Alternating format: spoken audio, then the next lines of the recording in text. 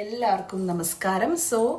വളരെ പ്രതീക്ഷയോടെ നമ്മളെല്ലാവരും പുതിയൊരു വർഷത്തിലേക്ക് കടന്നിരിക്കുകയാണ്. എല്ലാവർക്കും നല്ലൊരു വർഷം നേരുന്നു.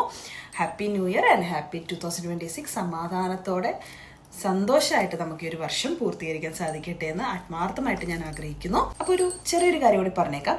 നമ്മൾ കുടുംബ കോടതിയിൽ ഡിവോഴ്സ് പെറ്റീഷൻ നൽകുന്നത് പോലെ തന്നെ വിവാഹം അസാധുവാക്കാനുള്ള പെറ്റീഷനും നമുക്ക് നൽകാം. അത് ഹിന്ദു മാരേജ് ആക്ട് പ്രകാരം സെക്ഷൻ 11 പ്രകാരമാണ് നമ്മൾ ആ ഒരു പെറ്റീഷൻ കൊടുക്കുന്നത്. Declaration of nullity of marriage എന്ന് പറഞ്ഞിട്ടാണ് നമ്മൾ ആ ഒരു പത്രിക സമർപ്പിക്കുന്നത്.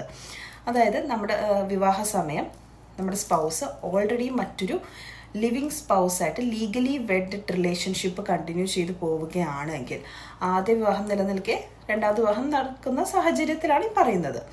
നമ്മുടെ ഈ രണ്ടാമത്തെ വിവാഹം നൾ ആൻഡ് വോയിഡ് ആണ്, അതായത് അസാധുവായിട്ട് പ്രഖ്യാപിക്കണം എന്ന് പറഞ്ഞിട്ട് നമുക്ക് കോടതിയിൽ പത്രിക സമർപ്പിക്കാവുന്നതാണ്.